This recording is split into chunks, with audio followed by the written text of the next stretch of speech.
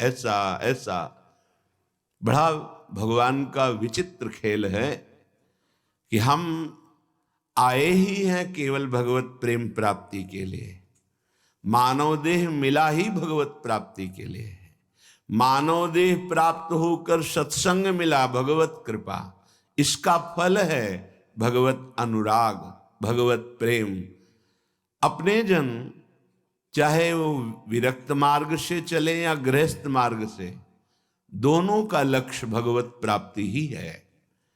पर बड़ा विषम भाव जागृत हो जाता है। जब सुनने को मिलता है तो हृदय में लगता है कि ये माया का भ्रम कैसे बैठ गया। बहुत अच्छे साधक में एक नवीन वासना जागृत होती है, मैं जगत का कल्याण करूंगा। ये बहुत बड़ा भ्रम है, बहुत बड़ा भ्रम है। भगवान कृपा करें ये भ्रम कभी जागृत न हो। क्यों?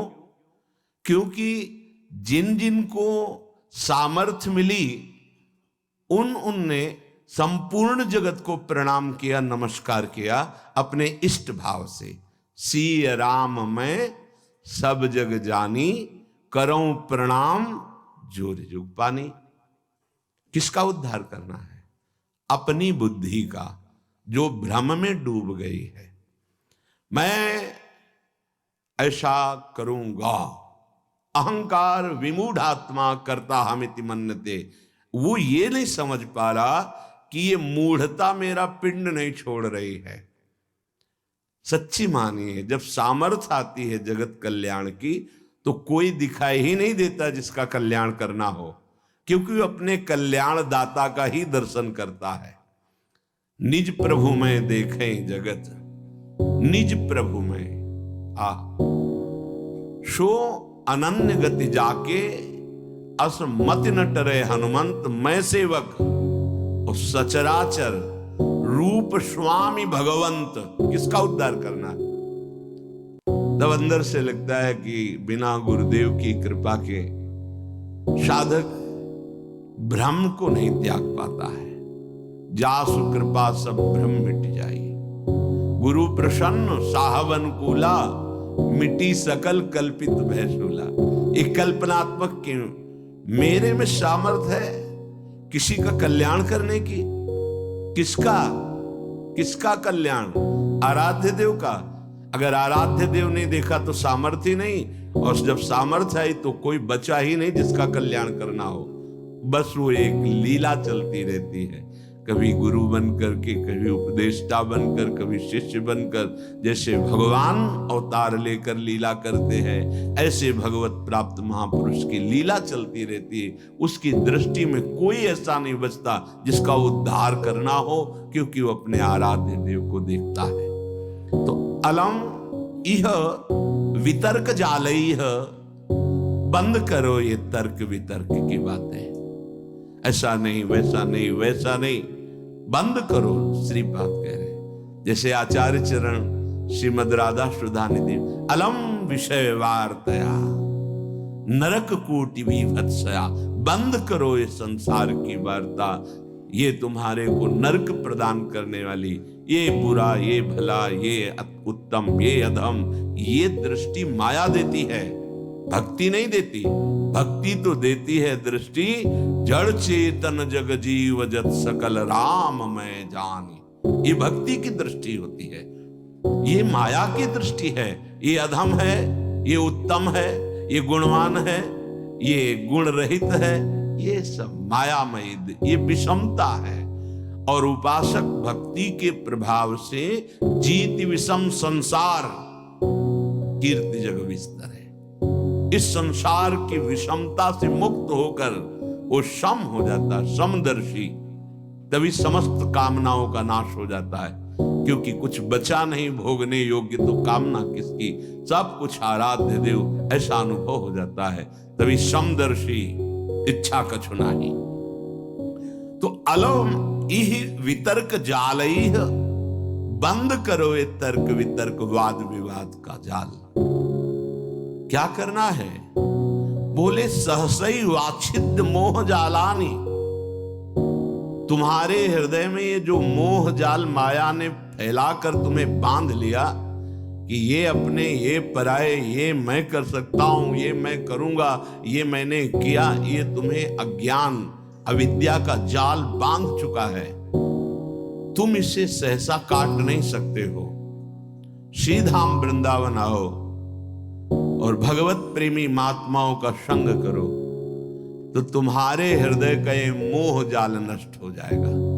बिनु सत्संग विवेक न होई, राम कृपा बिनु सुलभ न सोई। होए विवेक तो मोह भ्रम भागा। सत्संग से विवेक और विवेक से मोह जाल का नाश। मान लो, गुरु के वचनों पर अटल विश्वास कर लो, सब बात बन जाएगी। तर्क वितर्क की जरूरत नहीं है। ये भाव का विषय है, विश्वास का विषय है, प्रबल श्रद्धा का विषय है। अगर मान लो तो निहाल हो जाओगे, खुद देख लेना। गुरु के वचन अटल करे मानहु, साधु समागम कीजय। संत समागम से जब तुम्हारा हृदय पवित्र होगा तब क्रमशः उत्थान होता है या सीधे उत्थान, ये तो आराध्य देव जाने कि क्रमशः उत्थान कराते हैं या सीधे स्थिति प्रदान करते हैं, ये उनके ऊपर है। वो किसी पतित को सीधे महान जीवन मुक्त बना सकते हैं। लोगों की धारणाएं होती, जैसे किसी से कोई गलती हो गई तो जीवन भर इस बात को देखते हैं कि ये वही है जिसने वो गलती की थी। नहीं, कल गलती हुई थी, आज आराध्य देव की कृपा हो गई तो जीवन मुक्त हो जाएगा वो। इसीलिए कभी किसी की गलती को देखकर सदैव उसे दोषी नहीं मानना चाहिए। क्यों?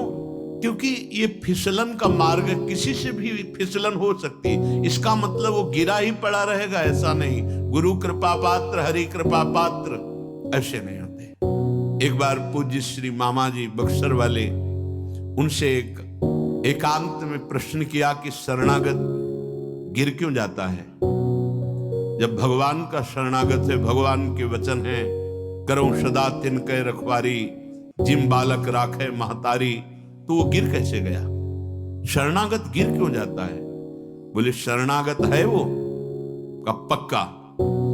तो बोले फिर वो बाल है खिलाड़ी के हाथ का, वो गिरा नहीं है, वो नीचे पटका गया है, तो गिरना ही तो हुआ ना। बोले नहीं नहीं नहीं, जब खिलाड़ी अपने हाथ का गेंद नीचे मारता है तो नीचे फेंकने के लिए नहीं, लक्ष्य चूमने के लिए नीचे ऐसे पटका मारा कि वो अपने लक्ष्य पे पहुंच गया।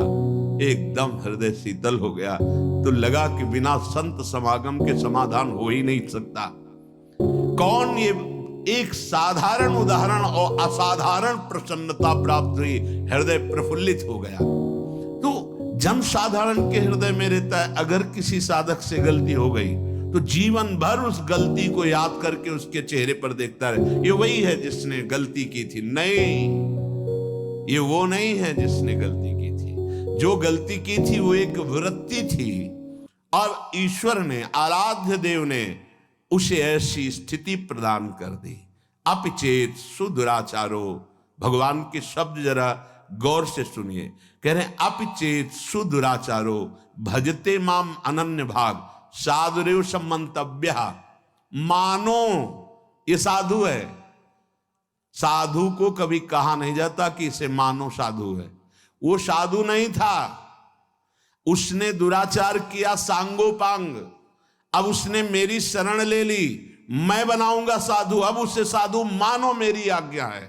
साधुरेव सम्मंतव्य सम्यक व्यवसिता ऐसा, क्योंकि उसने निश्चय कर लिया कि भगवान के सिवा मेरा कोई साथ देने वाला नहीं, मेरा कोई उद्धार करने वाला नहीं, उसको मैं साधु बनाऊंगा। और बना दिया, बड़े बड़े हिंसकों को ब्रह्म ऋषि बना दिया। इसीलिए कभी किसी उपासक पर अगर कहीं कोई त्रुटि हो जाती है तो जीवन भर के लिए लांछन शब्द न देखे। नहीं, पता नहीं हरि कब कृपा कर दे और उसको एक विषय से एक महान योगी बना दे। पर यही हम प्रार्थना करते हैं सबसे कि ये संसार है, बख्शता किसी को नहीं। अगर त्रुटि हो गई, ना भी त्रुटि हो तो जाल में फंसा करके नीचा दिखाने के लिए त्रुटि साबित कर दी जाती है। ये माया है। इसलिए किसी को अपना मित्र नहीं और किसी को अपना शत्रु नहीं। एकमात्र मित्र प्रभु श्री हरि और शत्रु एकमात्र मेरा दुर्वासना से भरा हुआ मन। इससे बड़ा कोई दुश्मन नहीं। हम सदैव मन पर शत्रुवत व्यवहार रखें, ये दुष्ट कभी भी फंसा सकता है। और मेरा सच्चा मित्र एकमात्र हरि, इससे बड़ा कोई मित्र नहीं। तो हमारी अटल विश्वास स्थिति गुरु के वचनों पर होनी चाहिए।